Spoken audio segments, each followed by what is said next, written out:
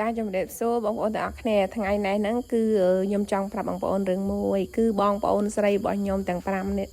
ទាំង4នាក់ហ្នឹងគឺបានមកជួលឈុតដើម្បីស្លៀកក្នុងមង្គលការក្មួយខ្ញុំហ្នឹងគឺនៅផ្សារថ្មី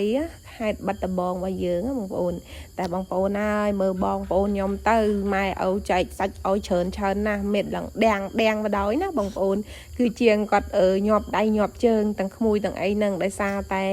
សាច់កាច់ច្រើនពេកចឹងទៅជាងហ្នឹងគាត់ស្រែបញ្ចេញផងអីផងហ្នឹងម្ដងពីរដងលោនេះបងអូនរបស់ខ្ញុំគាត់ពងលោឈុតហើយបងស្រីរបស់ខ្ញុំនឹងគាត់បានហើយឥឡូវហ្នឹងគាត់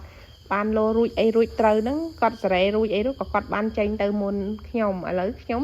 អត់បានលោអីខ្លួនឯងទេលោដែរតែអត់បានថតឥឡូវហ្នឹងថតតែបងប្អូនទៅហើយបានហើយឥឡូវហ្នឹងក៏ត្រឡប់មកផ្ទះវិញហ្នឹងគឺចូលជាងសាឡនដើម្បីឲ្យគាត់ធ្វើកញ្ចក់ឲ្យចូលកម្មវិធីក្មួយដែរណាហើយនិយាយពីរឿងខោអាវវិញគឺឈុតស្អាតណាស់បងប្អូននៅផ្សារថ្មីរបស់យើងស្រុកសង្កែខេត្តបាត់ដំបងតែមៀតធំយ៉ាប់រលស្លៀកបន្តិចឯងបងប្អូនអើយនិយាយរោមគឺធ្វើកញ្ចក់ហ្នឹងដើម្បីទៅចូលរួមមង្គលការគេនៅក្នុងយប់ហ្នឹងផងបងប្អូនឥឡូវហ្នឹងក៏បានរៀបចំខ្លួនណាទៅមង្គលការគេដែរហើយមើលសាច់ខ្ញុំក៏មិនមើលមៀតខ្ញុំក៏មិនតូចដែរបងប្អូនអើយខ្ញុំក៏សាច់ច្រើនដែរ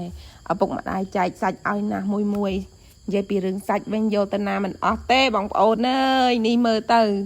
មើលក៏ដៃក៏ជើងទៅដឹងហើយថា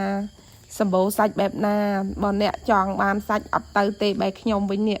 គឺមិនចង់បានទេសាច់តែយកសាច់ទៅណាអស់ទេបងប្អូនអើយនិយាយទៅបងប្អូនខ្ញុំឆ្អឹងឆ្អែងគឺធំបងប្អូនទោះបីចង់ស្រកប៉ុណ្ណាក៏មិនងាយដែរដោយសារពួកខ្ញុំឆ្អឹងធំបើអ្នកដែលឆ្អឹងតូចសាច់ច្រើនបើគេបានស្រកហើយគឺគេស្រកត្មងដោយខ្ញុំទោះបីស្រកប៉ុណ្ណាក៏មើលទៅឃើញតែមៀតធំដែរ